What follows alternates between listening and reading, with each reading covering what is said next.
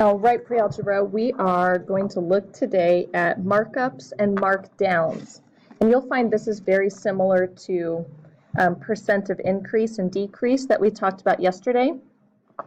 So when we talk about markup, we mean the amount of increase from the cost to the selling price. So when a company has a product to sell, like this t-shirt, it might cost them $16 to either make or buy before they can sell it. So they want to mark it up, and their selling price will be more expensive so that they can make a profit on that shirt. So the markup in this case is going to be the amount that they increased from the cost to the selling price. So if I want to find that amount of markup, then that's simply going to be my selling price minus the cost. So it's really the difference between those two amounts. So yesterday we talked about our percent of increase is the amount of change divided by the original quantity.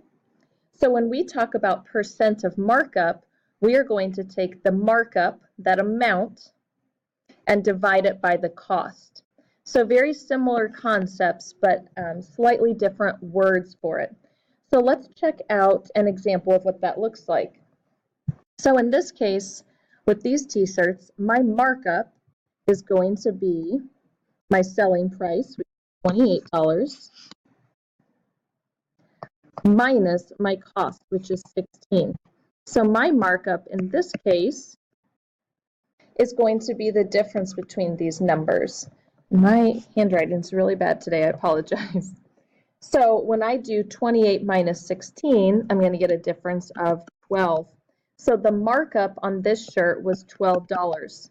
So if I'm trying to find my percent of markup, then that's going to be the $12 divided by the cost. So 12 divided by 16, as a fraction, I could think about reducing it, or I could simply divide it out on my calculator as well. So if I want to divide this out, 12 divided by 16 is 0.75. Or if I want to reduce it as a fraction, I can divide the top and the bottom by 4, and it would reduce to 3/4, which I know to be 75% or 0.75. So remember, when I get my decimal here, to make it a percent, I'm going to multiply it by 100, which is how I get to 75%. So we had a 75% markup on this shirt. Let's check the percent markup for each item in this table, and we're going to round to the nearest percent. So again, I'm going to use my markup, which is my selling price minus my cost, and I'm going to divide that by the cost. So let's check out the percent markup for the notebook. So I'm going to find the amount of markup, so I can plug that into my formula here. So I'm going to take the selling price minus the cost. This is for the notebook. So $1.50 minus 25 cents is $1.25. For the bicycle, my selling price was $300. My cost was $180. So that's a difference of $120. For the car, the selling price was $12,000 minus the cost, which was $8,000. That gives me a markup of $4,000. So now I have my amount of markup, and I can use that now in my formula to find my percent of markup. So let's find the percent of markup for the notebook. First, my markup was $1.25. So I'm going to divide that by the cost. The cost of the notebook was 25 cents. So now $1.25 divided by 25 cents. Oops, why isn't that writing there? Equals 5. When I divide $1.25 by 25 cents, I get an answer of 5. Now remember, this needs to become a percent. So 5 whole would be like 500%. That's how much I marked it up. And I shouldn't be surprised at such a large percent, because if this notebook only cost a quarter, but I'm selling it for $1.50, then I'm selling it for 5 times its value. So 500% markup seems reasonable. Let's give ourselves a little more space here, and let's find the percent of markup for the bicycle. So I'm going to take my amount of markup, which we found over here is $120. I'm going to divide it by the cost. So the cost of the bicycle was $180. So when I divide 120 by 180, this time I get 0.6 repeating. So if I want to make this a percent, I need to multiply by 100, which will move my decimal point 2 spots. So I'm going to have 66.6 repeating. So as a percent, if I'm going to round to the nearest percent, I would round that up to 67%. So we had a 67% markup on the bike. And as I look over here in my table at the cost of the bike and the selling price, I notice that those are a lot closer to being the same. So I'm not as surprised that the percent of markup was not nearly as high for the bicycle as it was for the notebook. So let's go ahead and check out the percent of markup for the car. So I'm going to take the amount of markup, which we found to be $4,000, and I'm going to divide it. If we scroll back up to our formula, I'm going to divide it by the cost.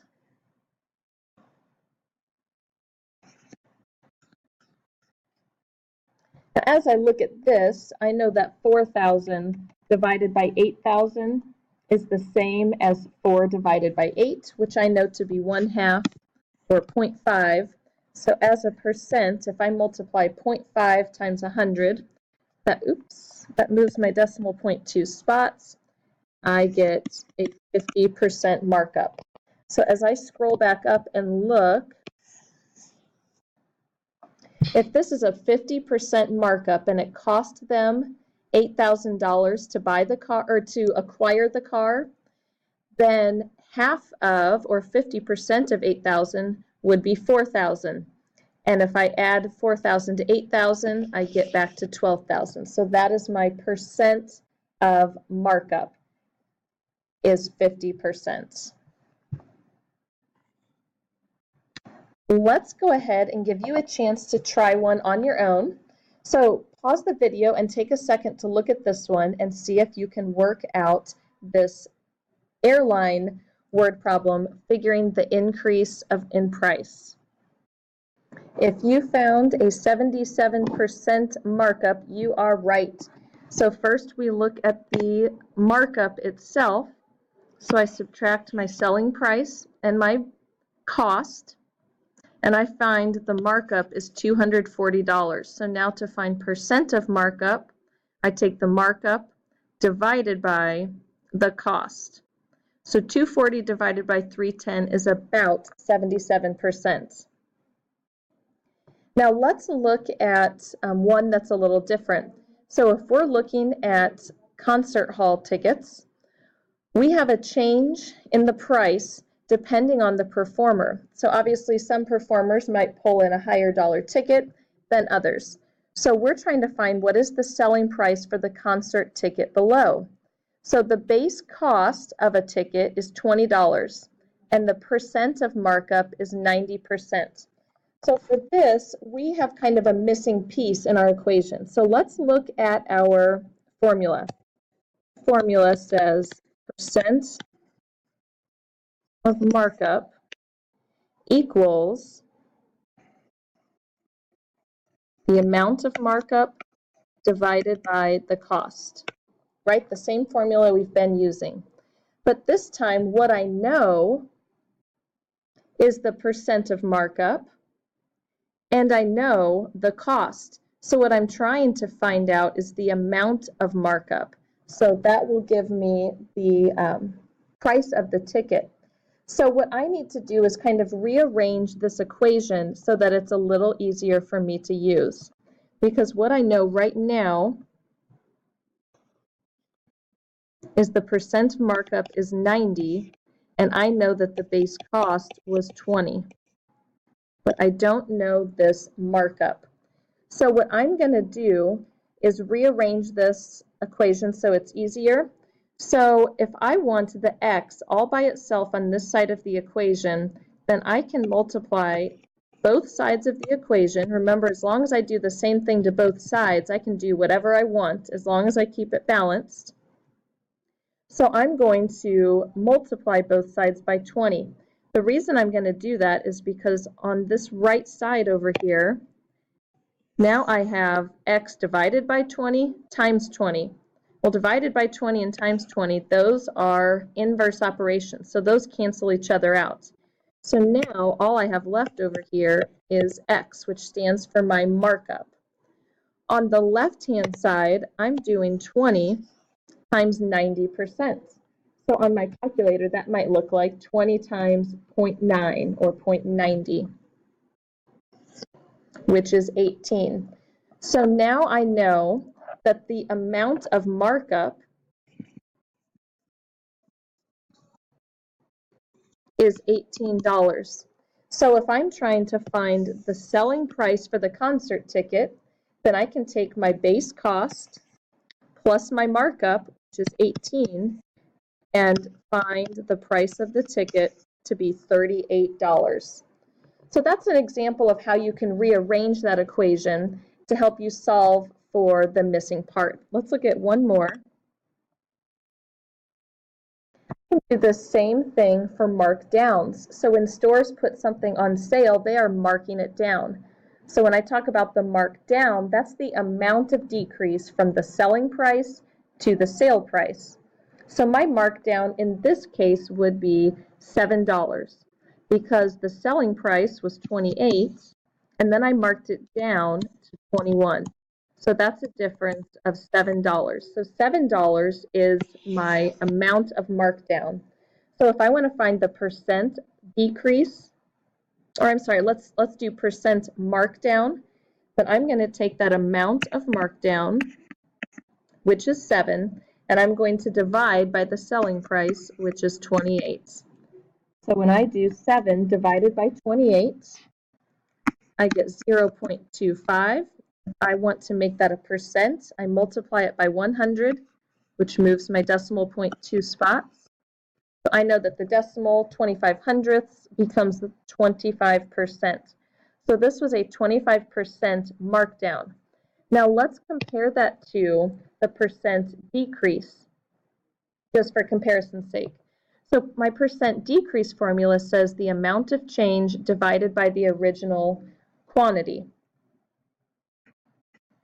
So the amount of change was again $7,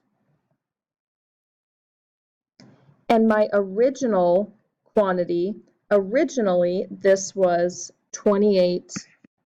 Are we seeing similarities between the two formulas? All right, you guys are all set to start your homework. So check out that digits 9, 6. Good luck, everybody. You'll do great.